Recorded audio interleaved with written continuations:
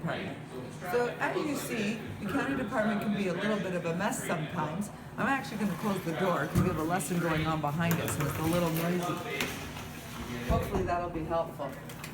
So on this bulletin board is a whole bunch of information, including our licensing. We have a liquor license here, we have a vendor's permit here, Employment Standards Act. So almost any information you want is on this bulletin board. It's open for everybody to come and look at. What we've organized this little tiny department with is to make it compact and convenient. So it's a small little space. It's also in the pro shop because we deal with cash flow every day, and also because we may have accounts, as we spoke of earlier.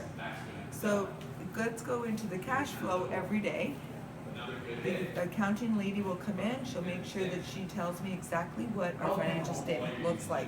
It's literally a photograph of exactly my financial position every single day at that particular moment.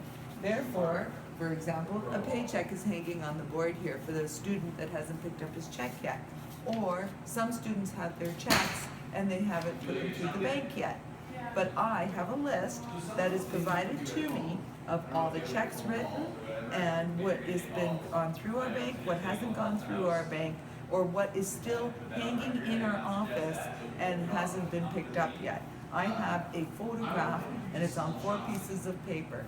And in that particular report that I get, there is a projection of what is on the list to pay in the upcoming week. And then there's also another page that has our payables on it. So the payables will have are all the bills that we have to pay, and the payables will be current, meaning they just came in, the bills just came in. There'll be 30 to 60 days, which means they need to be paid, and there'll be 60 to 90 days because sometimes you get an extended time for paying your bills. That's payables. Receivables is money owed to me. So there should be another page of people that owe me money and how much is coming in this particular week, or in 30 days, or in 60 days, or in 90 days. For example, just before we started this video, we had a student's mother come in who put together a Winter Golf Academy package for her daughter.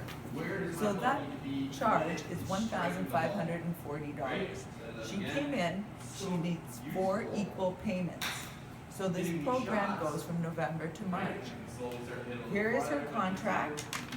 Her contract is a simple 2-page contract with details on the dates and times of the lessons, the teaching philosophy, and the price. $1,540 plus tax. This is a receivable. She's not paying the whole $1,540. She's making 4 equal payments, $385 each time. With tax on top comes to $435.05. Here is a receipt attached for her first installment.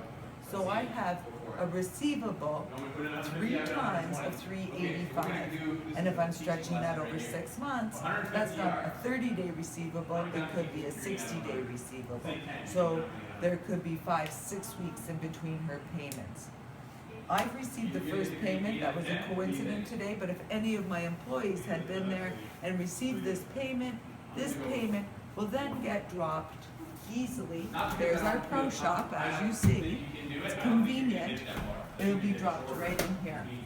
And on Monday, when Allison will come into work, after she does the finances, she goes here, she picks this up, and she should be able to understand very clearly right from the minute of seeing that there was a deposit, the contract, the signing.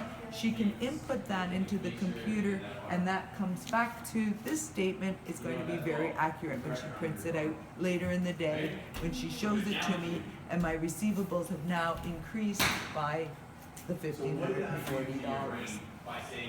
The same thing with $2 that walks in the door from a chocolate bar.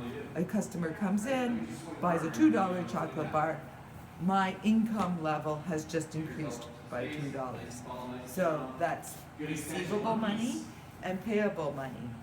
Cash flow is the $2 that comes in, receivables are contracts.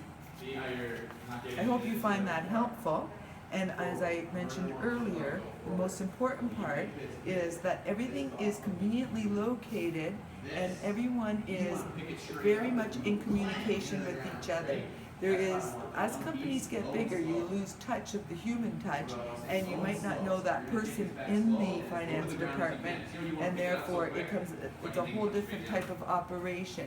But the importance of communication between one another is also relevant to proper and accurate information turned into numbers on your financial statement.